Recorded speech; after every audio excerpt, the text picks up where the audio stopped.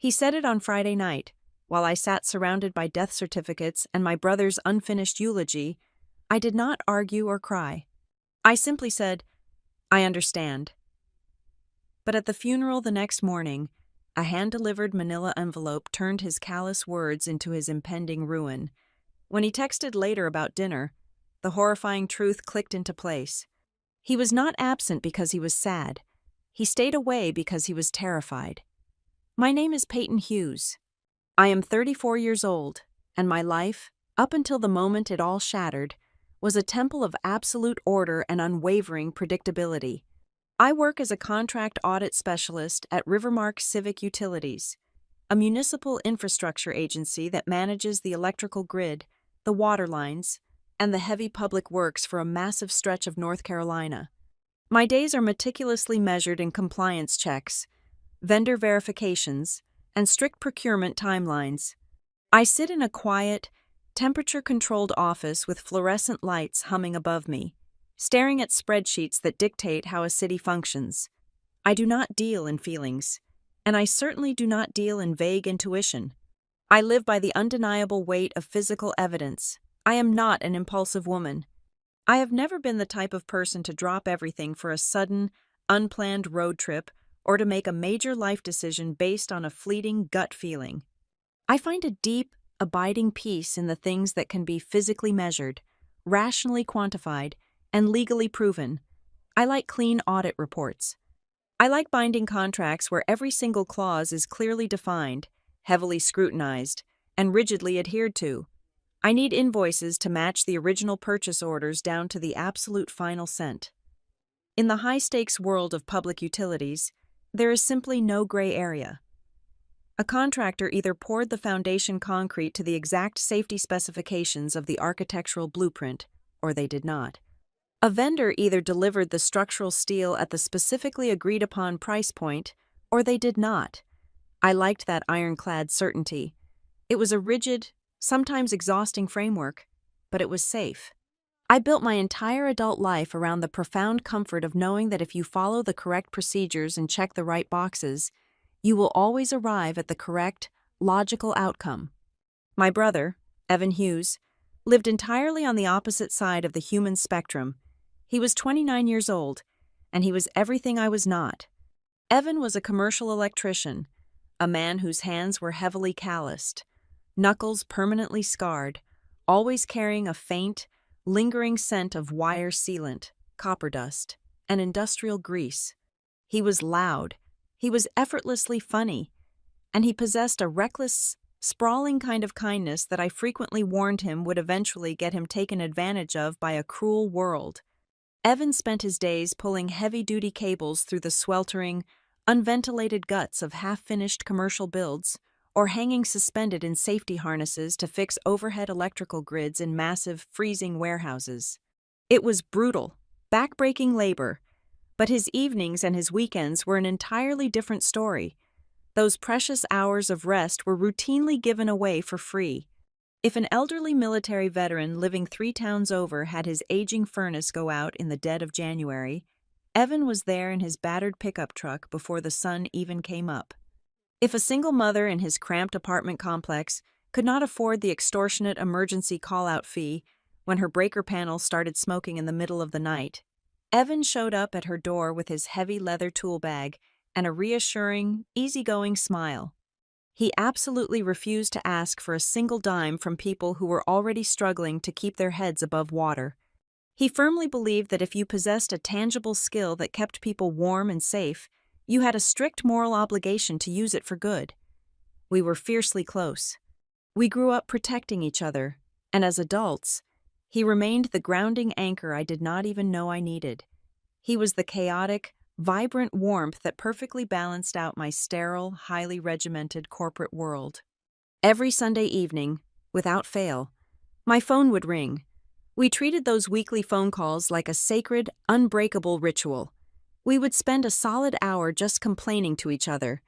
I would vent extensively about the mind-numbing bureaucratic nightmares of my desk job, detailing the sheer agony of tracking down missing compliance signatures from lazy contractors. He would groan loudly about the physical exhaustion of his trade, describing the searing heat of a poorly managed job site or a foreman who did not understand basic safety protocols.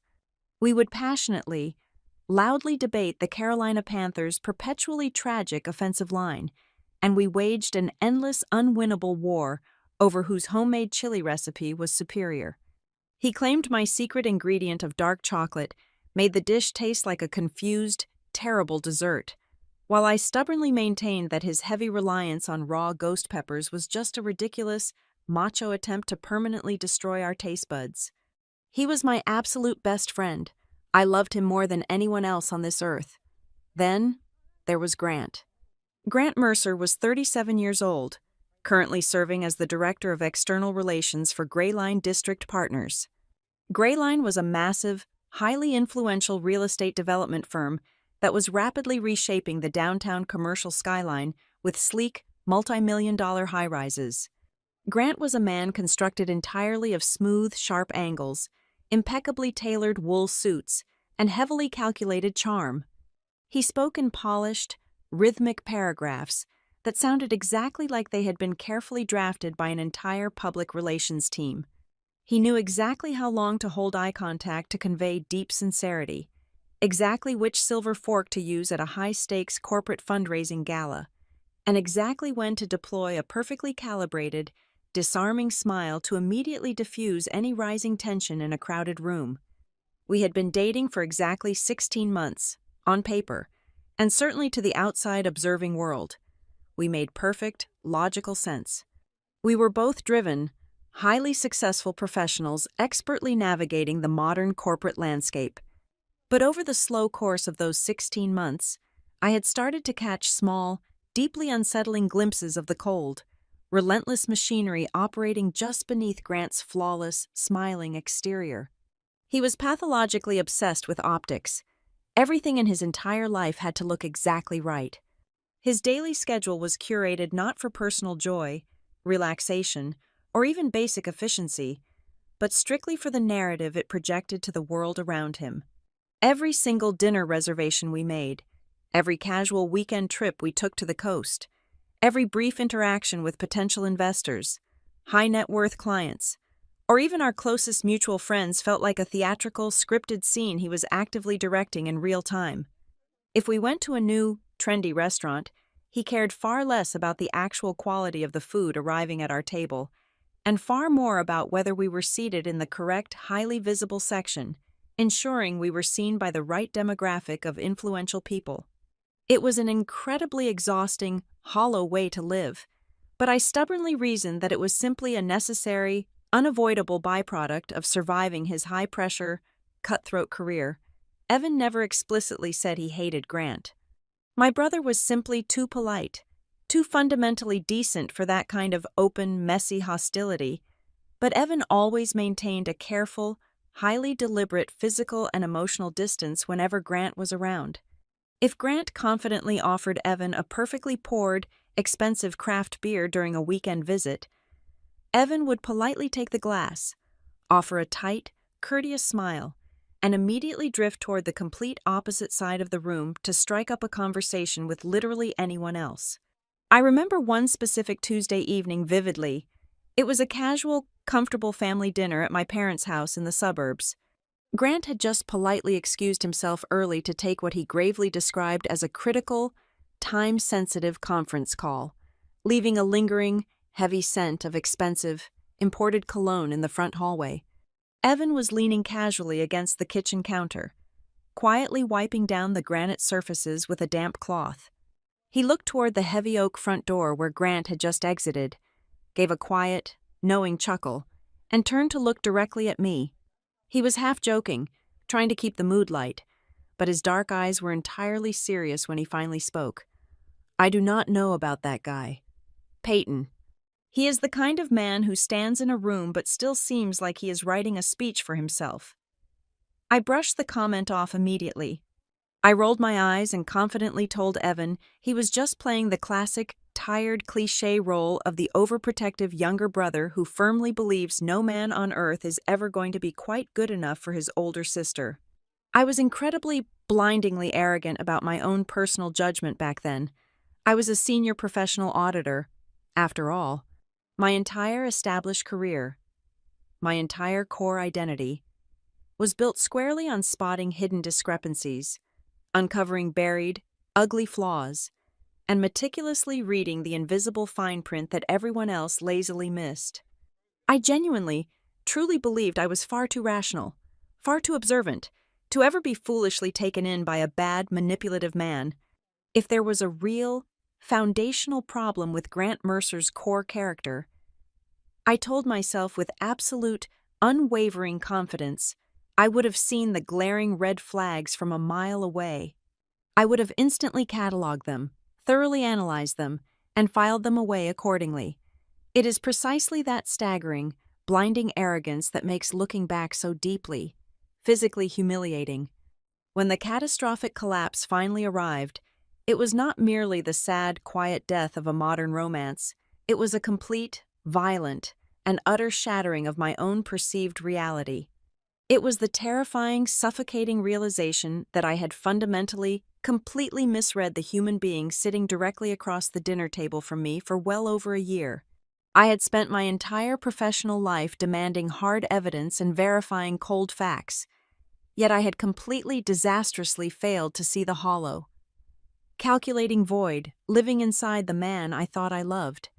The foundation was already rotten, completely decayed from the inside out, but I was far too busy checking the surface paperwork to notice the entire building was about to violently collapse right on top of me. It happened on a Tuesday morning. I was sitting at my desk, running a final compliance check on a massive municipal bid package for a water treatment facility. My highlighter was hovering over a discrepancy in a subcontractor timeline. Then, my phone rang. It was my father. He never called me during work hours. I answered. He said my name, just my name. His voice sounded like it was coming from the bottom of a well. It was hollow, scraped clean of any recognizable warmth. He told me Evan was gone. The words did not make sense. They hung in the sterile air of my office, completely divorced from reality. Evan had been working on a massive warehouse renovation project down on the coast, in a city called Port Alder. According to the initial, fragmented reports my father received, Evan stayed after hours to run a final diagnostic check on a newly wired auxiliary electrical system. He was standing on a heavy industrial freight lift. The lift suffered a catastrophic mechanical failure. It went into a freefall. Evan dropped 3 stories straight down onto the concrete subfloor.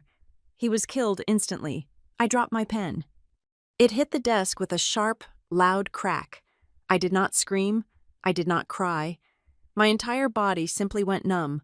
I stood up, grabbed my car keys, and walked out of the building. I left my computer monitor glowing. I left my coffee cup half full.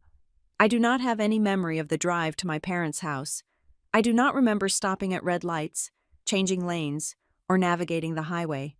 I only remember the crunch of gravel under my tires as I pulled into their driveway. My childhood home had already been transformed into a suffocating holding cell for grief. The chaos was absolute, and it was immediate. There were flowers arriving from people we barely knew, their heavy, sweet scent instantly making the living room smell like a funeral parlor. There were endless legal documents to sign. The phone rang constantly with calls from the county medical examiner, the funeral home director, the state occupational safety board, and local union representatives. A steady stream of well-meaning relatives and neighbors walked through the front door, carrying baked goods and casseroles, offering empty, awkward platitudes because no one actually knew what to say when a 29-year-old man was crushed to death. Evan was not married. He did not have children. He had no official next of kin other than my parents. My mother collapsed inward, entirely non-functional. She sat in the corner of the living room, staring blankly at a blank television screen, clutching one of Evan's old high school football jerseys. My father paced the kitchen floor, his jaw tight, his eyes red, desperately trying to project strength while his hands shook violently every time he picked up the phone. I stepped into the void. I had to. I took over. I became the project manager of my brother's death. It was the only way I could keep my own mind from snapping in half. I applied my professional auditor skills to the worst tragedy of my life. I organized the paperwork into strict categories. I handled the life insurance policy inquiries. I dealt with the aggressive union representatives who were already building a timeline of the accident. I sat down with the funeral director and coldly selected a casket, chose a burial plot, and arranged the floral sprays, negotiating the costs as if I were reviewing a vendor contract at work. I survived those first 3 days by completely detaching my emotions from my physical actions. Through that initial blinding storm, Grant appeared to be doing everything exactly right.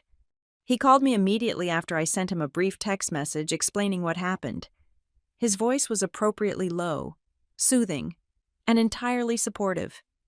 He told me how incredibly sorry he was. He sent a massive arrangement of white lilies to my parents' house. He texted me late at night, saying, "I am here if you need me, whatever you need." He asked practical questions. He inquired about the specific time of the memorial service. He asked what color suit would be most appropriate for the weather and the tone of the event. I felt a profound, heavy wave of relief wash over me.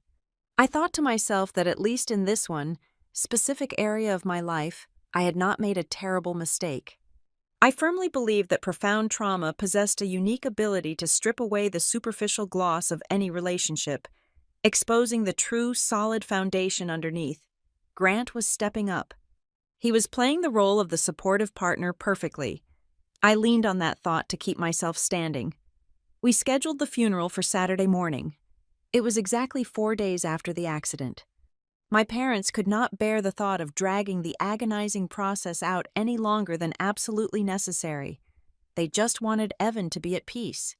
They wanted him resting in the ground so they could finally stop talking to strangers about his ruined body. On Friday night, the house finally fell quiet. The neighbors had gone home. The phone stopped ringing. My parents had retreated to their bedroom, exhausted by a grief so heavy it felt radioactive. I was sitting alone at the large oak dining room table. I was surrounded by towering stacks of death certificates, medical examiner reports, and caterer invoices. The only light in the room came from my laptop screen. I was drafting Evan's eulogy. I had been staring at the same blinking cursor for 2 solid hours, trying to figure out how to compress 29 years of a loud, vibrant, beautiful life into a standard 5-minute speech. I was exhausted. My eyes burned.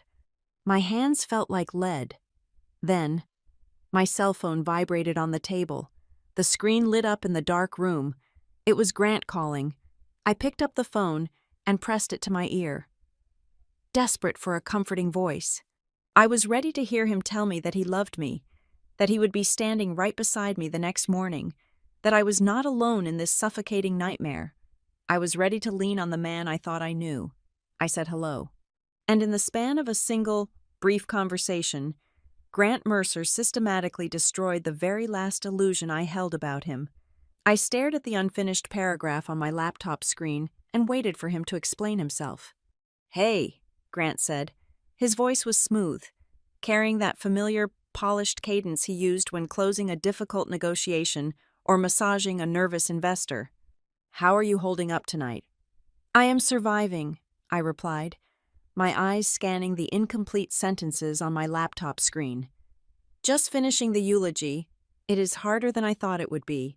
Trying to sum him up, there was a slight pause on the line, a brief, highly calculated intake of breath, the kind of breath a person takes right before they pivot the conversation to serve their own needs. "Listen, Peyton," he started, the tone shifting into something carefully measured and profoundly reasonable. "I have been doing a lot of thinking about tomorrow morning, looking at the schedule and considering the emotional bandwidth required, and I have decided it is probably best if I do not attend the service." My fingers stopped hovering over the keyboard. The words on the bright screen blurred together. I did not process the sentence immediately. It felt like he was speaking a foreign language. "What did you say?" "I just do not think it makes sense for me to be there," he continued smoothly, operating entirely on his own logic, as if explaining a minor scheduling conflict regarding a lunch meeting. "I mean, if we are being completely honest with each other, I barely knew Evan. We were not exactly close. We did not share a bond. and I really do not want to sit in a room full of depressing energy. It is just a lot to take on. I did not say anything. I simply could not form a single word. My brain was actively rejecting the audio it was receiving. He filled the silence, his confidence growing as he successfully justified his absence out loud. Funerals are just very heavy. Peyton, they are incredibly draining, and frankly, they are bad for mental health. It is a toxic environment to willingly subject yourself to. I want to be a supportive partner. I really do. But I think I can do that much better by being there for you afterwards. When things are less dark. When you have processed all this immediate grief and we can actually communicate, he let out a soft, encouraging sigh, the kind you give to a child who is upset over a broken toy. In fact, why do we not plan for Sunday night? That new Italian place just opened up downtown. We can get a quiet corner table, have a nice bottle of wine, and get you a change of scenery. It will be good for you to step away from all the sadness and just breathe. I did not scream. I did not throw the phone across the dining room. I did not launch into a passionate, tearful defense of basic human decency or beg him to understand what it meant to bury the person you loved most in the entire world. I did not demand that he act like a man. I sat perfectly, entirely still. The house was quiet, save for two distinct, rhythmic sounds.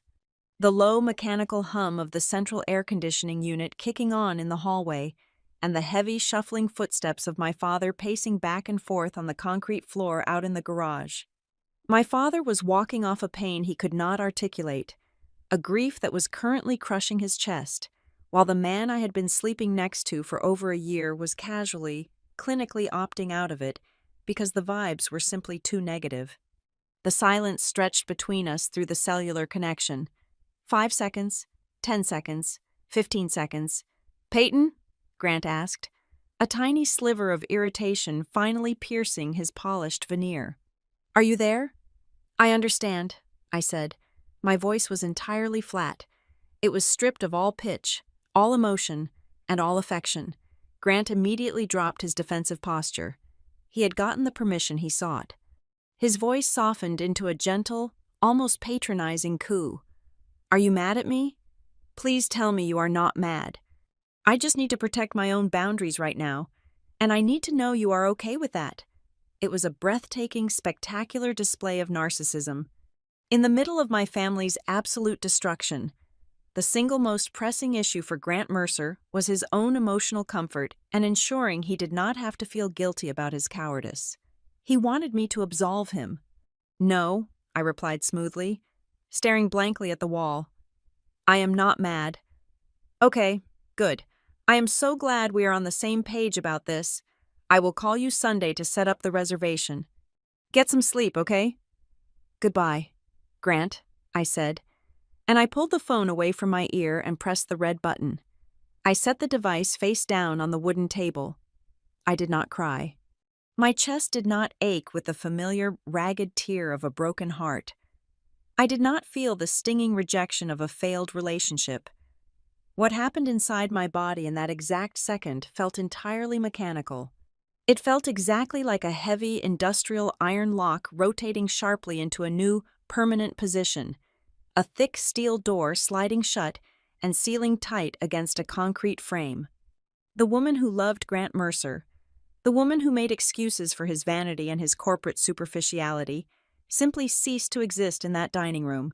The auditor took over. The professional who assessed deficits and calculated liabilities stepped forward. I pulled my hands back to the keyboard, a profound coldness spreading through my veins, and I finished my brother's eulogy with a mind as clear and sharp as a surgeon's scalpel. The morning of the funeral broke with a harsh, glaring sunlight that felt entirely inappropriate for the occasion. We arrived at the memorial chapel 45 minutes early, assuming we would need plenty of quiet time to arrange ourselves before a modest, expected group of family members and a few close friends arrived. We were entirely, completely wrong. When the heavy oak doors opened to the public, a massive, overwhelming tide of humanity poured inside. The entire chapel filled to its maximum capacity within 15 minutes, and people immediately began lining the back walls, standing shoulder to shoulder, spilling out into the foyer.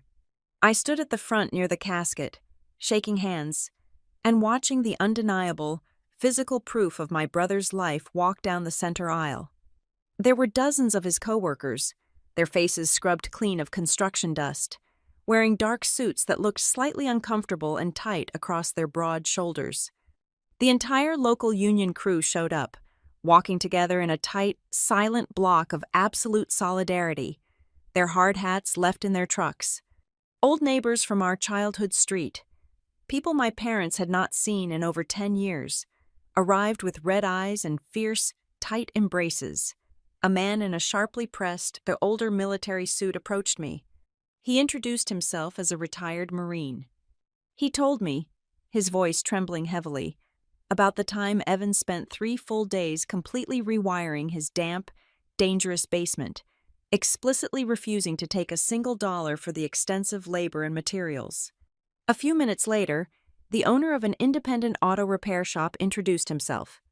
He had only known Evan for exactly 6 months, having met him briefly while waiting in line at a local hardware store, yet he closed his entire busy shop for the entire day just to come pay his respects to a man who had helped him jump-start a stalled truck in the rain. Row after row, the polished wooden pews filled with the people whose lives Evan had touched, fixed, or brightened. The room was not full of depressing energy. It was overflowing with profound, staggering love. It was a physical manifestation of a life lived entirely for others. I looked at the empty spaces. I watched the heavy doors. I waited for a floral delivery that never came. Grant did not show up. As the service began and the minister took the podium, my phone sat completely silent in my black leather purse. There was no morning text message asking how I was holding up. There was no quick check-in to see if my parents needed anything to drink. There was no elaborate wreath of expensive flowers bearing his name near the altar. There was absolutely nothing. He had completely erased himself from the worst day of my life, effectively washing his hands of my grief because it did not fit into his perfectly curated, stress-free weekend schedule. He thought he was simply dodging an uncomfortable social obligation. He thought he was successfully managing his own convenience and protecting his precious mental health. He had absolutely no idea that by refusing to stand in that room, he had just handed me the exact clarity I needed to see him for what he truly was. The reception following the burial was held in the adjacent fellowship hall, a sprawling room filled with folding tables, lukewarm coffee, and the suffocating weight of collective mourning.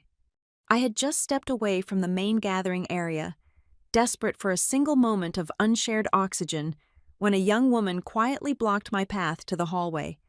I recognized her instantly from the stories my brother used to tell. Her name was Tessa Vale. She was 26 years old, an apprentice electrician who had been shadowing Evan for the past 8 months. She looked entirely out of place in her stiff black dress, her calloused hands shifting nervously by her sides, her posture carrying the distinct rigidity of someone used to wearing a heavy tool belt. She glanced over her shoulder, ensuring we were isolated from the main crowd, before she reached into her oversized leather purse. Her hands were shaking as she pulled out a sealed brown manila envelope. She held it out to me, her eyes red and swollen. "I am so sorry. Peyton," Tessa whispered, her voice cracking under the strain. "I did not want to bother you today, with your parents and everything. But I have to give this to you right now. I cannot hold on to it anymore." I stared at the wrinkled brown paper, my mind too exhausted to process the sudden intrusion. "What is this, Tessa?" "It is from Evan," she replied, her voice dropping to an urgent, breathless pitch. "He gave it to me exactly 2 weeks ago. He made me put it in my locker at the site. He was acting really strange, really wound up. He looked me right in the eye and gave me a specific instruction." She swallowed hard, pushing the envelope into my hands. "He said, 'If anything happens to me, give this to Peyton, and do not give it to anyone else.'" The heavy paper felt like it was burning against my palms. I wanted to tear it open right there in the hallway, to consume whatever final words my brother had left behind, but a loud crash from the main room shattered the moment. My mother had collapsed against a folding table, knocking over a tray of water glasses, her legs finally giving out under the sheer, crushing gravity of the day. My father was scrambling to catch her, his face a mask of absolute terror, while dozens of well-meaning guests swarmed them with suffocating kindness. I had no choice. I folded the envelope in half, shoved it deep to the bottom of my purse, and ran back into the crowd to hold my family together. It was not until 10 o'clock that night that I finally returned to my own apartment. The space was completely dark, silent, and bitterly empty. I dropped my keys on the counter, kicked off my rigid black heels, and pulled the brown envelope from my bag. My hands were remarkably steady as I carried it to the kitchen island and turned on the overhead pendant light. I broke the seal and tipped the envelope upside down. 3 items slid out onto the cool quartz countertop. There was a standard silver USB drive. There was a folded photocopy of a heavily redacted site safety incident report, and there was a torn piece of lined notebook paper, covered in Evan's familiar, messy handwriting. I picked up the paper first. It was not a long letter. It was not an emotional goodbye or a heartfelt final wish. It was a single, terrifying directive. I read the words, and the air physically left my lungs. If Grant finds a way to avoid the funeral, do not let it go. A violent shudder ripped down my spine. The room suddenly felt freezing. My brother, dead from a mechanical failure, had perfectly predicted the precise, cowardly behavior of my boyfriend. This was not a coincidence. This was not a lucky guess about Grant's aversion to negative energy. Evan knew something, my grief, which had been a heavy, paralyzing blanket all day, instantly evaporated. It was replaced by something else entirely. The sharp, hyper-focused instinct of a professional auditor took control of my brain. I grabbed my laptop from my work bag, flipped it open on the kitchen island, and jammed the silver USB drive into the port. A folder popped up on the screen. It was simply titled with the name of the coastal city, Port Alder. I clicked it open. The first subfolder contained dozens of high-resolution photographs. They were pictures of the warehouse renovation site. I clicked through them rapidly. They were tight, detailed shots of the auxiliary electrical systems and the massive freight lift's housing unit. Even to an untrained eye, the heavy steel cables looked frayed, and the load-bearing brackets showed deep, rusted stress fractures. The second subfolder contained a sequence of forwarded internal corporate emails. They were communications between the primary construction contractor and Gray Line District partners, Grant's firm. The emails discussed severe supply chain delays, mounting financial penalties, and the absolute necessity of pushing the project forward regardless of pending equipment inspections. Then, I saw the final file. It was an audio recording. My heart began to hammer violently against my ribs. I hovered the cursor over the play button, took a deep breath, and clicked it. The audio was slightly muffled at first, filled with the heavy, echoing background noise of a busy construction site, beeping machinery, shouting voices, and the hum of generators filled the speakers. Then, Evan's voice cut through the noise, sharp and agitated. "I am telling you, the load capacity on that lift is compromised," Evan said, his tone thick with frustration. "I cannot sign off on the auxiliary wiring if the main carriage is vibrating like that under a half load. It is a death trap. I am filing the safety observation." There was a brief pause on the recording. Then, another voice spoke. It was smooth. It was polished. It possessed that perfectly modulated, persuasive cadence that I had listened to across countless dinner tables and late-night phone calls. It was the voice of a man who firmly believed he could talk his way out of a burning building without ever breaking a sweat. It was Grant. "Let us take a breath, Evan." Grant's voice floated through my kitchen, dripping with condescension. "You are looking at this from a very narrow, purely mechanical perspective. This project is at a highly sensitive stage. A formal safety report of that magnitude should not surface before the investor pitch next week. It would create a cascading panic we simply cannot afford right now." "I do not care about your investors," Evan snapped back, the anger vibrating in his throat. "I care about the guys riding that platform. And Gray Line cares about them too," Obviously, Grant replied smoothly, completely unfazed.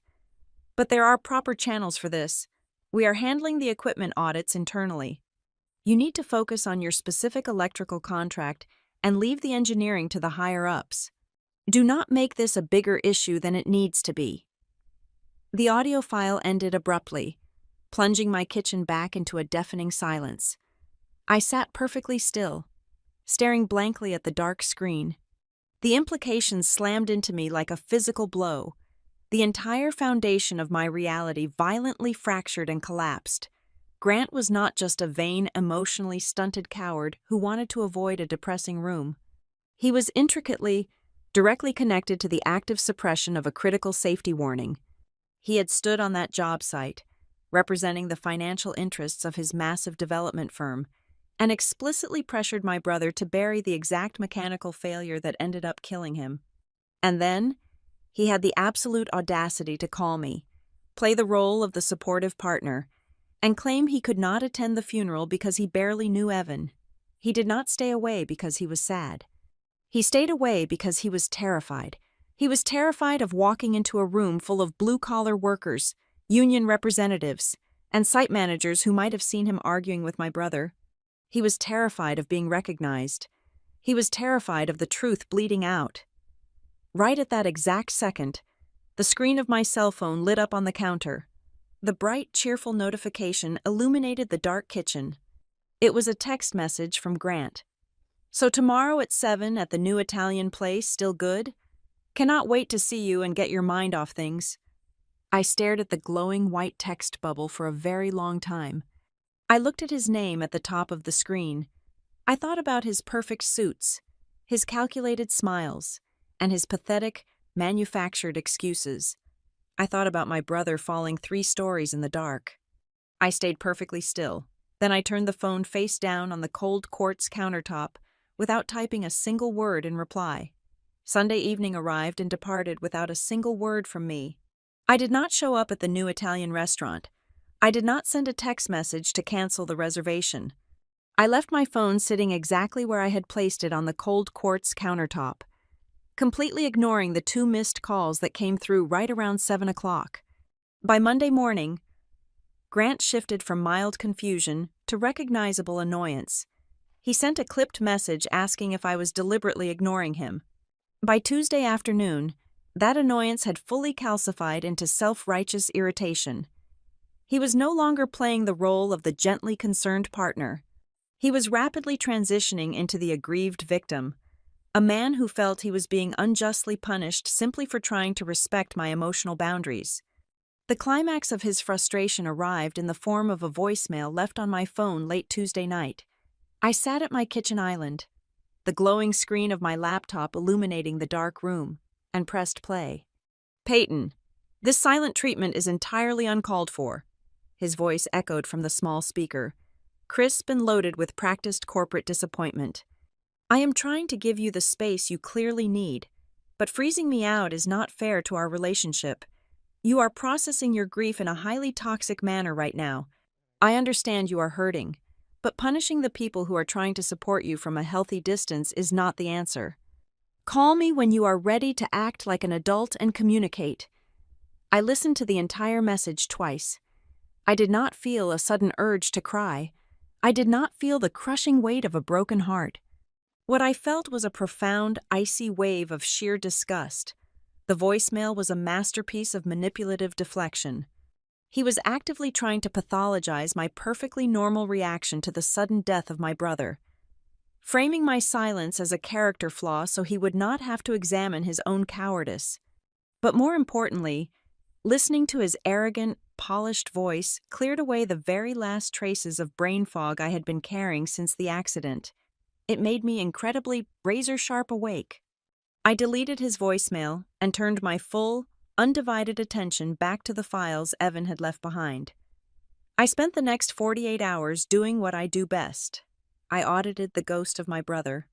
I started by isolating the audio file. I right-clicked the document, pulled up the deep metadata properties, and extracted the exact digital timestamp of the recording. Then, I cross-referenced that specific date and time with the massive pile of subcontractor incident reports, daily site logs, and internal email chains stored in the folders on the silver drive. The results formed a perfect, horrifying straight line. The recorded argument between Evan and Grant took place exactly 8 days before the mechanical failure that sent my brother plunging 3 stories to the concrete subfloor. The documents painted a bleak, deeply frustrating picture of a young tradesman screaming into a bureaucratic void. Evan had not just complained once. He had officially flagged the heavy industrial freight lift 4 separate times over the course of 3 weeks. His daily logs detailed severe cable fraying, alarming structural vibrations under heavy load conditions, and a primary housing unit that was severely compromised by rust and lack of maintenance. But every single time Evan submitted a formal safety observation form, the paperwork was deliberately stalled. The documents showed a dizzying, intentional shell game of corporate deflection. The primary construction firm would receive Evan's report, mark it as pending review, and then officially bounce the liability down to a secondary mechanical subcontractor. That subcontractor would then file a request for an external engineering assessment, effectively kicking the can down the road for another 14 days. Grayline District Partners, the massive real estate development firm Grant represented, did not technically own or operate the heavy equipment on the site. On paper, they were completely insulated from the day-to-day physical hazards of the construction zone. However, the internal email chains Evan had managed to secure told a vastly different story about who was truly pulling the strings. Grayline was bleeding money on the Port Alder renovation. The project was already 2 months behind its original schedule due to early supply chain failures. More importantly, the emails revealed that Grayline was exactly 2 weeks away from hosting a massive, highly publicized site tour for a consortium of international investors. They were actively preparing to secure a second round of capital funding worth upwards of $50 million. A formal, state-mandated safety shutdown of the primary freight lift would have instantly halted all vertical construction on the site for a minimum of 10 days. It would have triggered an automatic, highly invasive inspection by the State Occupational Safety Board. The investor tour would have been disastrously canceled. The $50 million in capital funding would have vanished into thin air. Grant Mercer was the director of external relations. His entire job, his entire professional existence, relied entirely on ensuring the optics of the project remained flawless. When Evan threatened to bypass the stalling subcontractors and file a formal grievance that would trigger an automatic work stoppage, Grant was dispatched to the site to personally manage the problem. He was sent to silence a loud, stubborn electrician before the investors arrived. The final, sickening piece of the puzzle locked perfectly into place. I suddenly understood exactly why Grant had flatly refused to attend the funeral on Saturday morning. It had absolutely nothing to do with avoiding a room full of depressing energy. It was a cold, calculated risk assessment. Grant knew that Evan was highly respected by his peers. He knew the memorial service would be heavily populated by the exact same union laborers, site foremen, and apprentice electricians who spent every day on that coastal job site. He was terrified that someone in that crowd, perhaps a young apprentice who frequently shadowed Evan, had witnessed their heated argument 8 days prior. He could not risk walking into a room and being recognized as the corporate suit who explicitly pressured Evan to ignore a fatal safety hazard. A lesser, more impulsive woman would have grabbed her purse, driven straight to the local police precinct, and slammed the silver drive onto a detective's desk. But I was not an impulsive woman. I was a senior contract audit specialist. My professional instincts immediately overrode my emotional outrage. I knew exactly how the legal system worked when millions of dollars and powerful corporate entities were involved. A single, slightly muffled audio recording and a handful of forwarded emails were entirely circumstantial. Grant and the massive legal team at Grayline would simply claim the audio was taken out of context. They would argue that Grant was merely discussing general project timelines, not explicitly ordering a worker to operate faulty machinery. They would bury the local police in thousands of pages of redacted contracts, actively confusing the chain of command until reasonable doubt was firmly established. If I wanted to tear down a sophisticated, multi-million-dollar corporate cover-up, I needed significantly more than a smoking gun. I needed an ironclad, inescapable cage built entirely of their own paperwork. I transformed my quiet, tidy apartment into a forensic war room. I drove to a massive office supply store and purchased heavy-duty binders, hundreds of clear plastic sleeves, color-coded index tabs, and a large laser printer. I systematically printed every single document from the drive. I created a massive linear timeline spreadsheet that tracked the exact movement of every safety report Evan submitted. I logged the name of every single manager who signed off on a delay.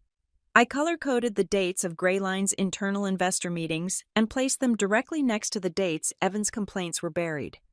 I annotated the source code of every digital file, preserving the chain of custody with the exact same rigid discipline I used when auditing municipal water contracts. I was no longer a grieving sister crying over a tragic workplace accident. I was building a comprehensive, undeniable prosecution dossier. For the first time since my father called me on that terrible Tuesday morning, the crushing, suffocating weight on my chest began to lift. The agonizing, chaotic pain of losing my absolute best friend was still there. But it was no longer a useless, sprawling mess of despair. It had permanently hardened. It had crystallized into a weapon. My grief finally had a distinct direction. It had a highly specific, measurable objective, and most importantly, it had a name. Grant Mercer thought he could bury his liability under a pile of corporate bureaucracy and walk away from my family without a scratch. He was about to learn that he had chosen the wrong woman to lie to. Getting hold of Tessa required careful maneuvering. I waited until Tuesday evening, ensuring she was entirely off the clock and safely away from the prying eyes of site foremen. We agreed to meet at a decaying diner on the very edge of the county line, a place featuring flickering neon signs and cracked vinyl booths where no one from Greyline would ever accidentally walk in. Tessa arrived looking like she had aged 10 years in a single week. She ordered black coffee and gripped the thick ceramic mug so tightly her knuckles turned entirely white. Evan was losing his mind those last 14 days, she confessed, her voice barely rising above the low hum of the diner refrigerator. He was not sleeping. He was constantly checking his own safety harness, double-looping his clips, constantly looking over his shoulder. He pulled me aside one afternoon and told me that if the truth about the lift load capacity actually blew up, some suits are going to panic a lot harder than the subcontractors. I leaned across the sticky laminate table. Who was he talking about? Tessa? I need a name. She chewed on her bottom lip, terrified of the answer, before finally speaking, Leon Voss. He was not a lowly subcontractor. Leon was a senior project manager directly on Greyline's payroll. According to Tessa, on the Monday evening right before the fatal shift, Evan and Leon had a vicious screaming match on the second floor of the unfinished warehouse. Leon had aggressively poked his index finger hard into Evan's chest, threatening to have him permanently blacklisted from every union job in the state for insubordination. I drove back to my apartment with my jaw clamped shut, my mind racing through the legal implications. I needed to see the official paper trail immediately. Utilizing a back-channel connection I had cultivated over 5 years at the Civic Utilities office, I quietly requested a digital copy of the union's preliminary accident investigation report. When the document finally arrived in my encrypted inbox, reading it made my blood run entirely cold. The language had been meticulously, surgically altered by someone who understood exactly how liability worked. My brother's 4 explicit aggressive safety filings had been actively downgraded in the official narrative summary. They were no longer categorized as formal, urgent safety complaints that required immediate remediation. Instead, they were smoothly, legally relabeled as informal site observations. Someone had taken a massive, fatal legal liability and turned it into a casual, undocumented suggestion. I immediately opened a secure browser window and bypassed the basic municipal firewall to access the public zoning and planning database. I pulled up the entire historical file for the Port Alder renovation project. The metadata and the addendums told a story of absolute financial desperation. Gray Line had formally petitioned the City Planning Board for massive schedule extensions on 3 separate occasions over the past 8 months. Each time, they cited unavoidable, unforeseen global supply chain delays regarding raw materials. But as an auditor, I knew exactly how to read between the bureaucratic lines. The translation was crystal clear. Gray Line was violently bleeding capital. They were severely over-leveraged on their construction loans. If the site was forcibly shut down for a major structural investigation by the state, the daily default penalties written into their municipal contract would instantly bankrupt the specific subsidiary managing the development. They were cornered animals. I leaned back in my ergonomic desk chair, rubbing my temples as the sheer scale of the deception settled over me.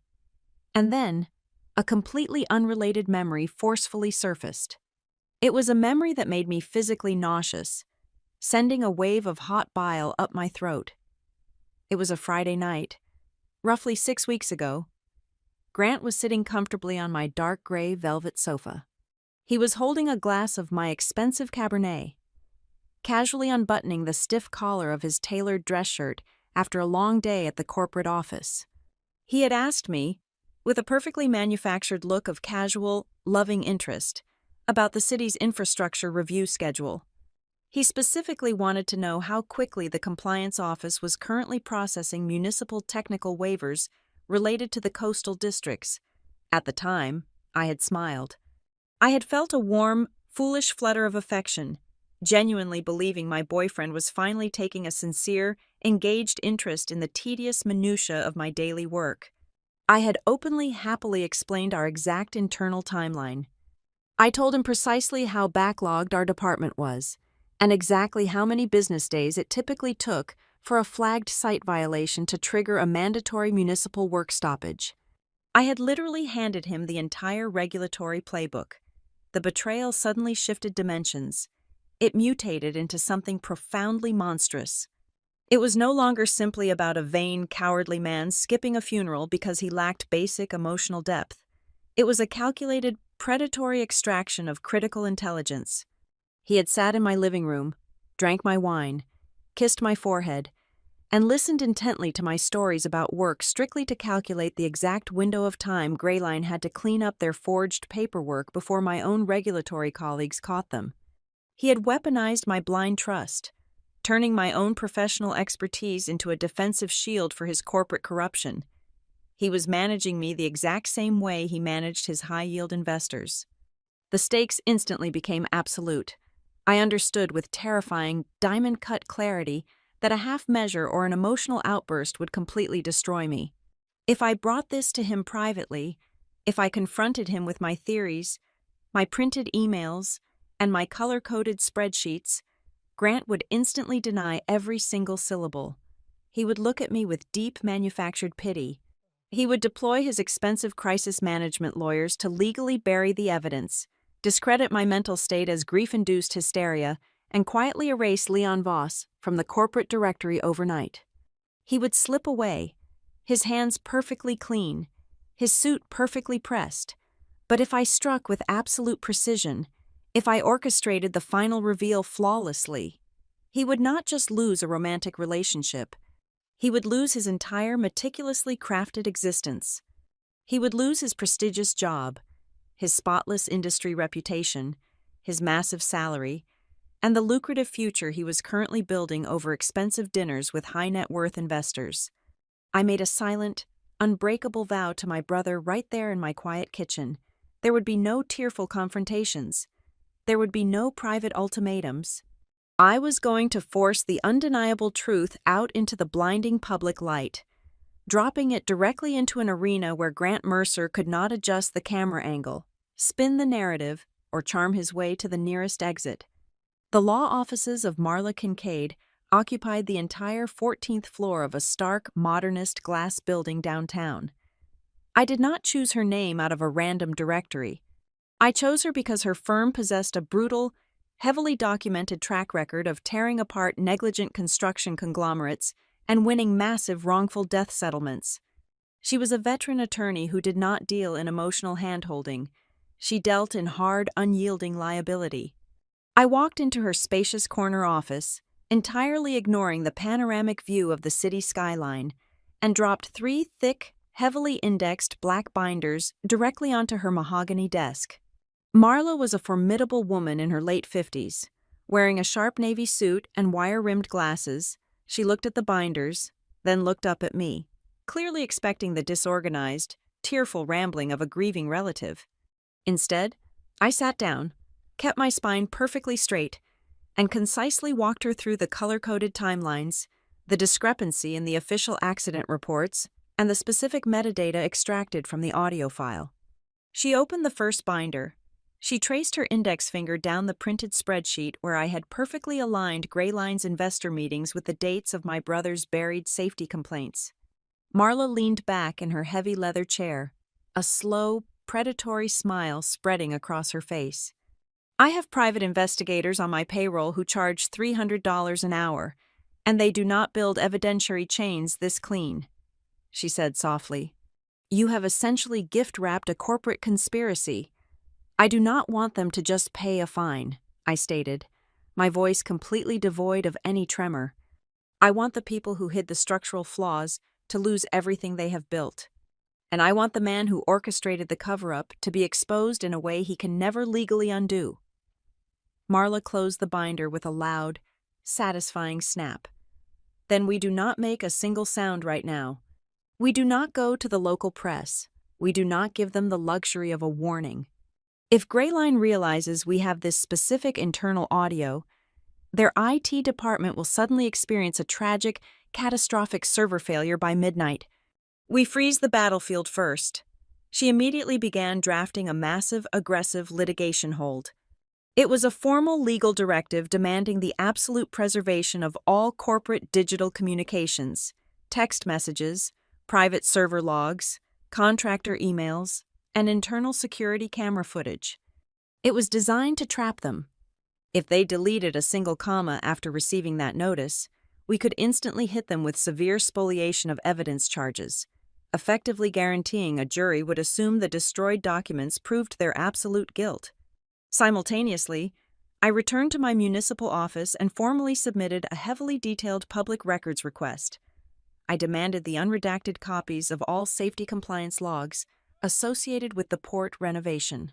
I did this not because I needed the documents, but because I needed a documented legal avenue to introduce my evidence. I was meticulously building a legitimate paper trail so that every single file I pulled from my brother's silver drive would hold up under the brutal scrutiny of a civil courtroom. I was retaliating not with screaming matches, but with bureaucratic fire, while I was quietly arming a legal explosive under his entire career. Grant continued to aggressively play the role of the wounded, misunderstood partner. He realized I was not going to break my silence, so he initiated a covert smear campaign to control the social narrative. He began contacting our mutual friends, adopting a tone of deep, manufactured concern. My phone vibrated on a Thursday afternoon. A mutual friend forwarded me a screenshot from a private group chat. I opened the image and read Grant's words.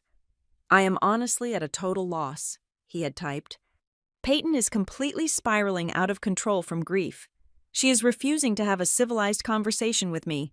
I am being aggressively punished just for missing a morning event to protect my own mental health. I want to be there for her, but I cannot deal with this toxic behavior.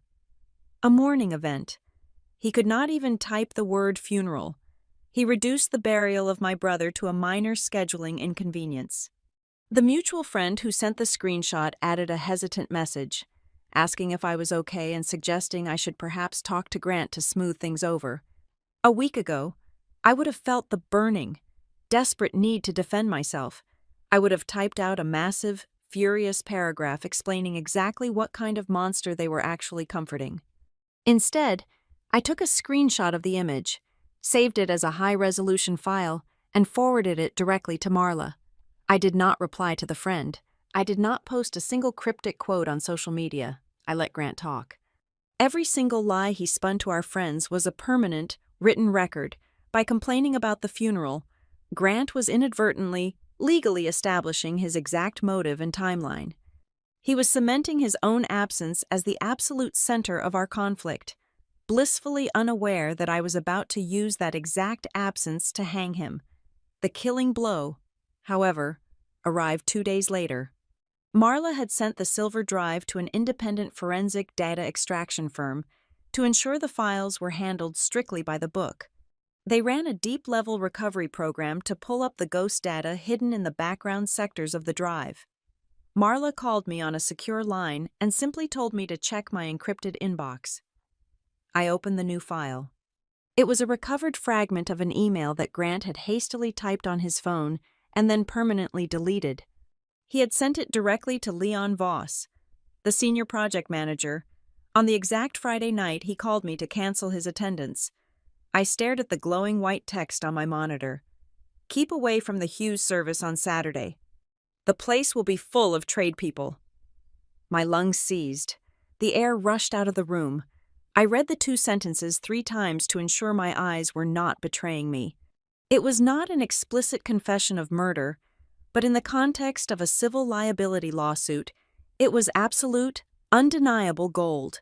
It completely obliterated his entire public defense.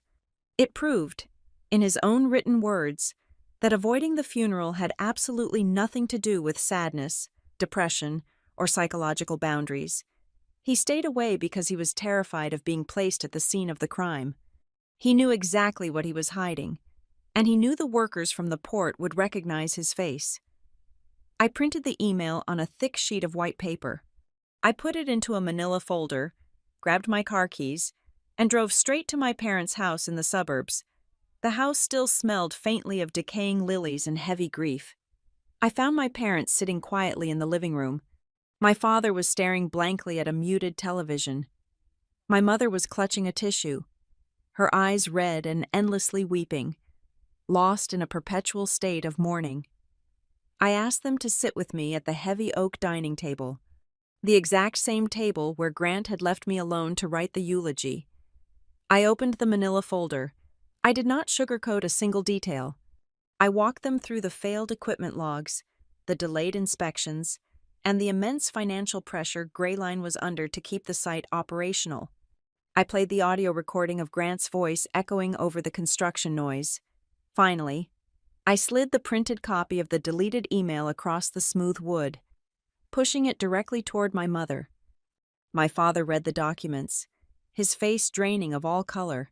He closed his eyes, his jaw locking so tight the muscles jumped beneath his skin. He descended into a terrifying, vibrating silence. I looked at my mother.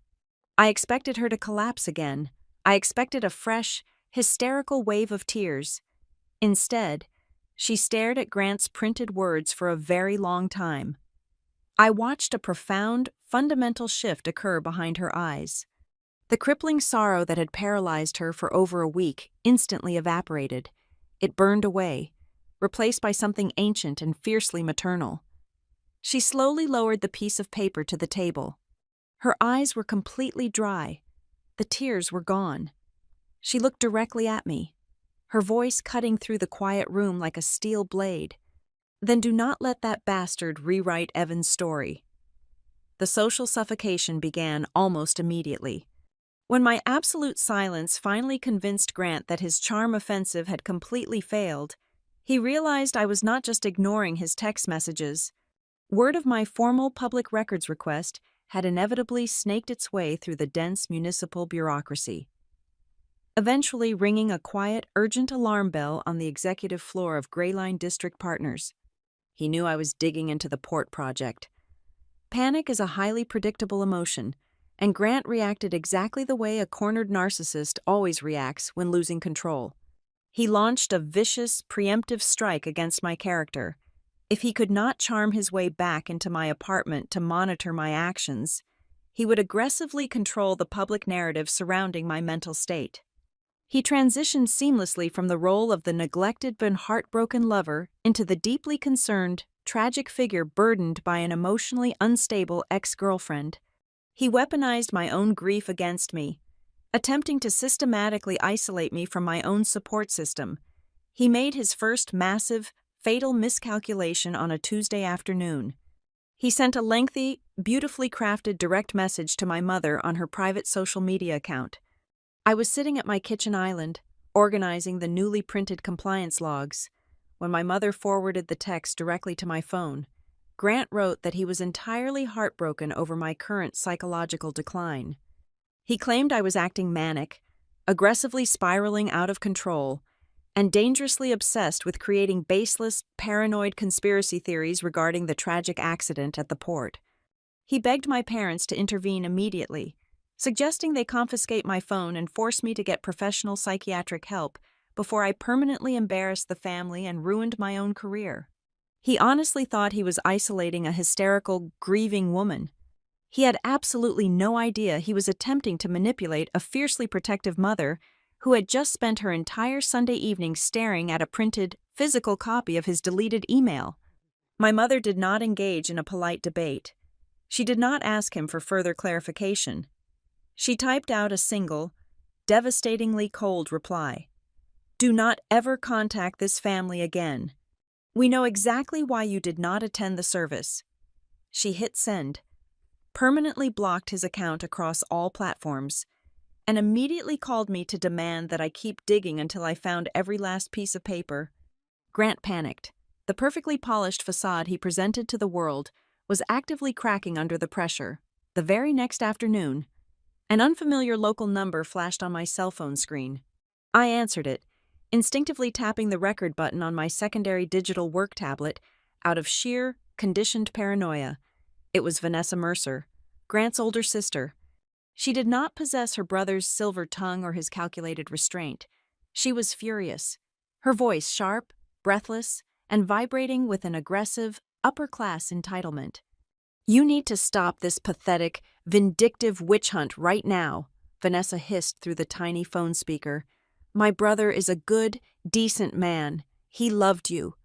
And you are actively using your own brother's tragic accident as an excuse to ruin Grant's entire professional career, just because you are angry he needed to protect his own peace and could not handle a funeral. It is sick, Peyton. It is genuinely sick behavior." I did not raise my voice to defend myself. I let her yell. I let the heavy silence hang in the air between her accusations, creating a tense acoustic vacuum that her own anxiety forced her to fill. As an auditor, I learned long ago that people who are actively lying or covering up a truth will always talk too much if you just let them. "You have absolutely no idea how much pressure he is under at that firm," she continued, her breathing heavy and ragged, her anger making her entirely reckless. "He tried to keep his distance from that specific site from the very beginning. He knew it was a total disaster waiting to happen, but it was his job to manage the investor optics. You are trying to pin a random mechanical failure on a man who actively avoided the physical location." My finger hovered perfectly still over the stop button on my recording tablet. I let her words echo in the quiet space of my living room. She had just handed me a loaded weapon. In her blind, furious attempt to defend her brother's honor, Vanessa had accidentally, explicitly confirmed that Grant possessed prior knowledge of the hazardous conditions at the port. He knew it was a disaster waiting to happen, and he had clearly discussed that specific danger with his family long before the lift ever failed and took Evan's life. I ended the phone call without saying a single word in response. I instantly uploaded the audio file to Marla Kincaid's secure encrypted server. Within 15 minutes, my lawyer called me back. Her voice was practically purring with predatory satisfaction. She immediately added Vanessa Mercer's name to the primary list of hostile witnesses scheduled for the upcoming civil depositions. The pressure was intensifying, closing in from multiple sides. My apartment felt like a pressurized submarine, filled to the ceiling with printed emails, yellow legal pads, and the constant, suffocating anxiety of waiting for the next corporate attack. But the momentum was finally, undeniably shifting.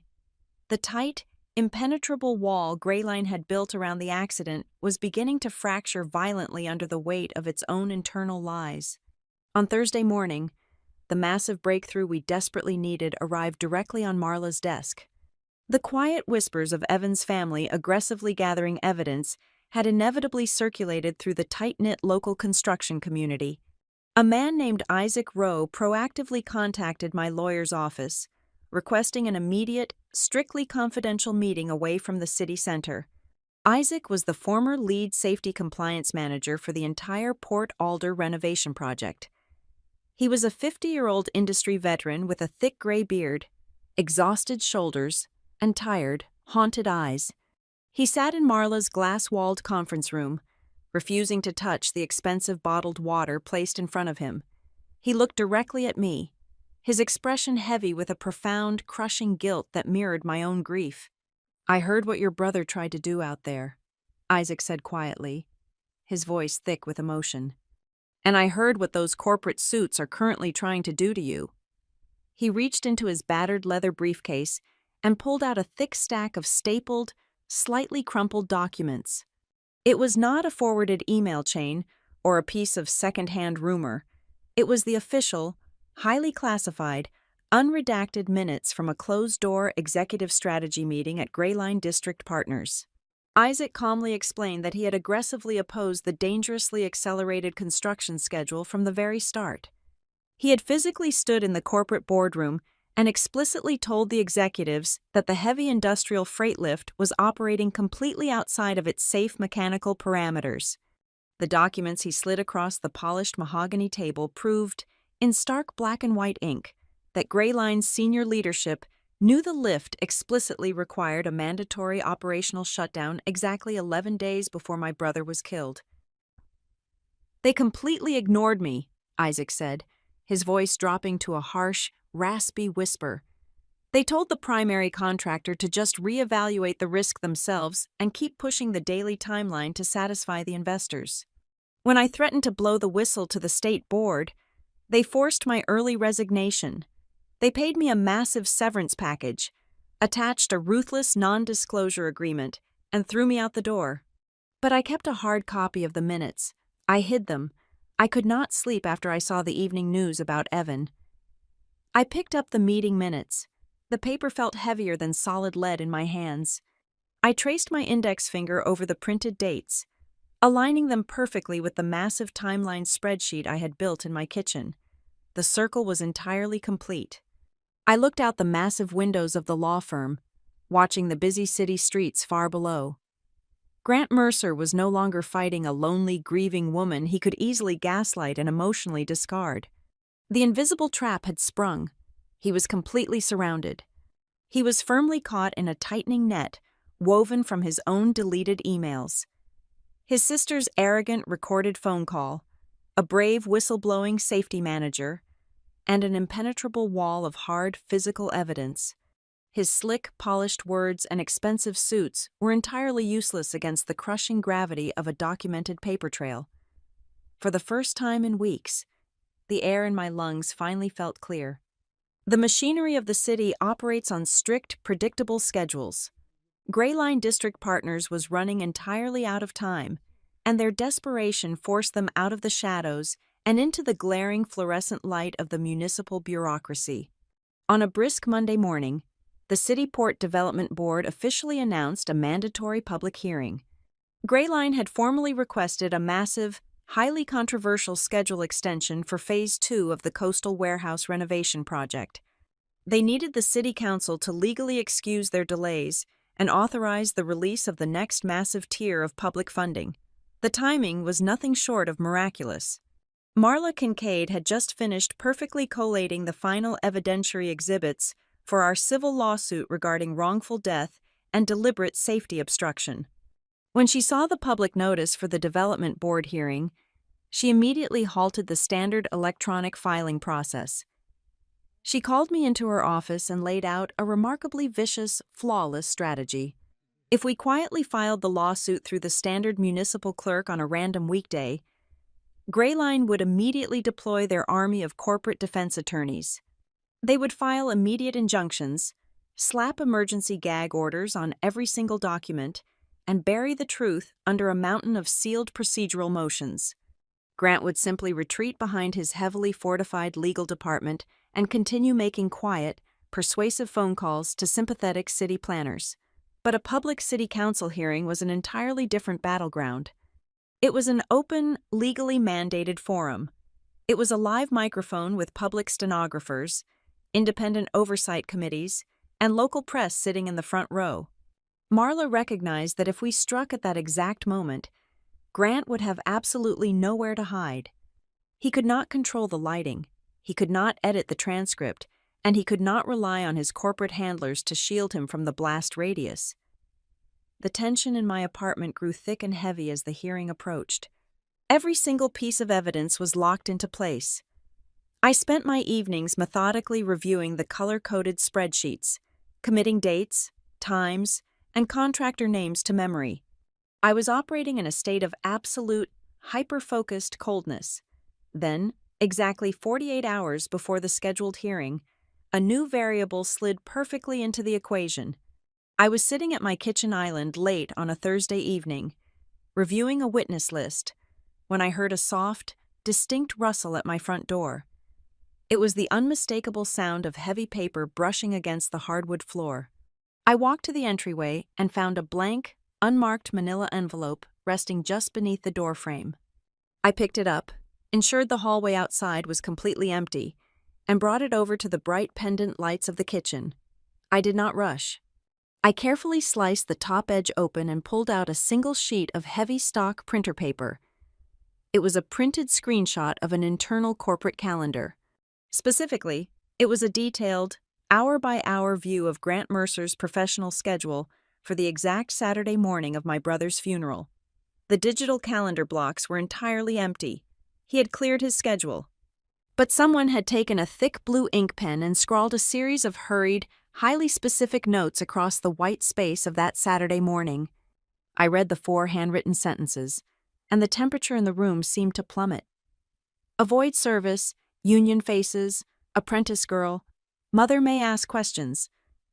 There was no signature at the bottom of the page. There was no return address, but I did not need a confession to verify its authenticity. I immediately pulled the binder containing the whistleblowing documents provided by Isaac Rowe. I cross-referenced the alphanumeric routing code printed in the microscopic margin at the very bottom of the calendar page. The server identification numbers matched Greyline's internal network architecture perfectly. The specific font and the layout of the digital interface were identical. Someone inside the glass tower was quietly bleeding information. Someone deeply embedded in Greyline's corporate structure had realized the ship was rapidly taking on water, and they were actively, anonymously throwing Grant overboard to save their own skin. I stared at the heavy blue ink. I looked at the words union faces and apprentice girl, confirming his absolute terror of being placed at the scene by Tessa Vale or the other workers. But it was the final sentence that made my hands curl into tight, aching fists. Mother may ask questions. I stood perfectly still, breathing in slow, measured counts to keep my heart rate from exploding. I did not throw a glass against the wall. I did not scream into the empty apartment. I simply absorbed the profound, staggering sociopathy of those 5 words. Grant did not just fear the blue-collar workers who might recognize him. He had actively, clinically categorized my mother's shattered, weeping soul as a public relations liability. He viewed a grieving parent desperate for answers about her dead son as a highly dangerous interrogation risk that needed to be strategically dodged. I took a clear plastic sleeve from my desk, gently slid the anonymous printout inside, and snapped it into the primary evidence binder. Every single piece of the puzzle was now sitting on the table, heavily armed and ready to detonate. The absolute confirmation of his panic arrived the very next night. Just hours before we were scheduled to walk into the municipal building, it was past 10 o'clock in the evening. My cell phone vibrated on the nightstand.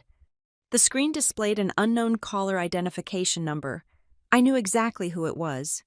I swiped the screen to answer and held the phone to my ear, remaining completely silent. If you go through with whatever insane stunt you are planning tomorrow, you are going to regret it for the rest of your life, Grant said. His voice was entirely unrecognizable. The smooth, polished cadence he used for investor pitches and dinner dates was completely gone. His tone was jagged, raw, and vibrating with an ugly, cornered malice. He was no longer playing the role of the decent, misunderstood man. The mask had fully slipped, revealing the terrified corporate animal underneath. "I know you have been talking to the union," Grant hissed, the panic bleeding through the cellular connection. "I know you are trying to build some ridiculous negligence narrative. But if you blow this up in front of the city board, Peyton, I swear to God, Grayline's legal department will rip your brother's employment record to shreds. They will pull every minor infraction he ever had. They will claim he was negligent. They will claim he was totally incompetent and ignored basic protocols. If you try to make a scene tomorrow, you are going to drag Evan's name into a dirty, public mudslinging contest, and you will single-handedly destroy his entire memory." He was threatening me with the ghost of the man he helped kill. He was utilizing the exact same psychological leverage he used to silence subcontractors, betting entirely on my emotional fragility. He firmly believed I would back down to protect my family from a brutal corporate smear campaign. I did not raise my voice. I did not launch into a passionate defense of my brother's flawless work ethic. I did not tell him about the recovered emails, the safety minutes, or the anonymous calendar printout sitting in my bag. I kept my voice as cold and flat as a sheet of winter ice. "I just have one question for you, Grant," I said quietly. He stopped breathing on the other end of the line, waiting for the demand he thought he could negotiate. "Did you not come to the funeral because you felt sad, or because you were afraid someone would see you?" The silence that followed was absolute. It was a heavy, suffocating vacuum pressing against the speaker of my phone. I counted the seconds in my head. 1, 2, 3.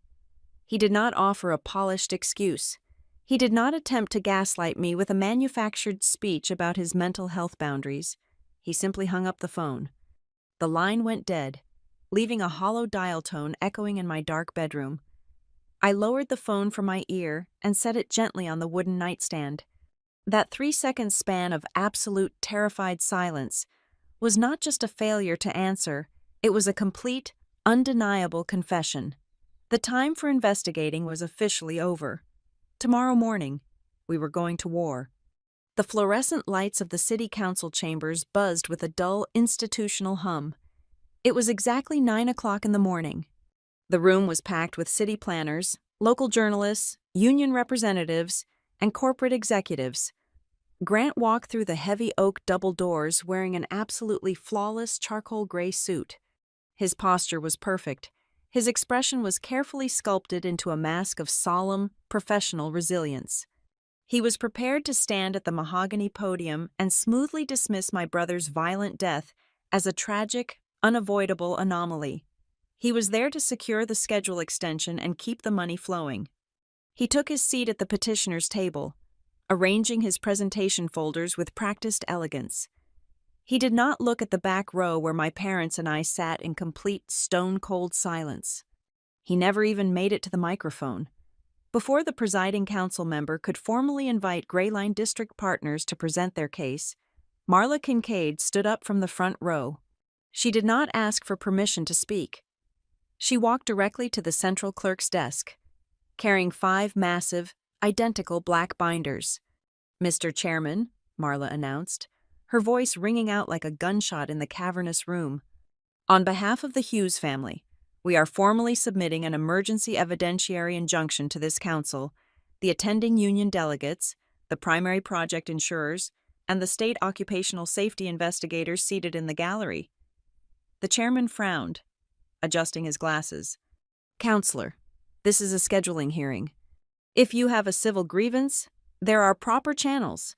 This board is currently being asked to authorize municipal funds based on fraudulent safety compliance," Marla countered sharply, handing the first binder directly to the lead insurance underwriter sitting nearby. "The documents contained in these files demonstrate a coordinated, fatal cover-up orchestrated by the executives requesting this extension." Grant's perfect posture instantly shattered. His head snapped toward Marla, all the blood violently draining from his face. Marla did not hesitate. She addressed the entire chamber, listing the contents of the binder with brutal surgical precision. She publicly entered the recovered deleted email into the public record. She cited the unredacted internal meeting minutes. She submitted the audio file of Grant explicitly pressuring an electrician to ignore a failing structural load. She filed the transcript of his sister's panicked phone call.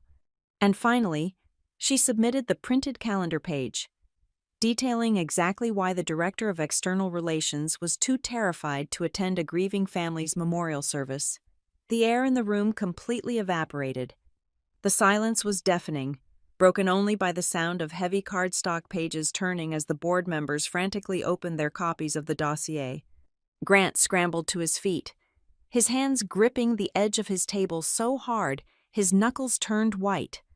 "This is an outrageous ambush," he stammered, his polished baritone voice cracking into a high, panicked pitch. "These are fabricated allegations brought by a grieving, unstable individual. This has absolutely no bearing on the zoning request." "It has every bearing," a deep, rough voice boomed from the center aisle. Isaac Rowe stood up. The former safety compliance manager looked directly at the city council panel, completely ignoring Grayline's frantic legal team.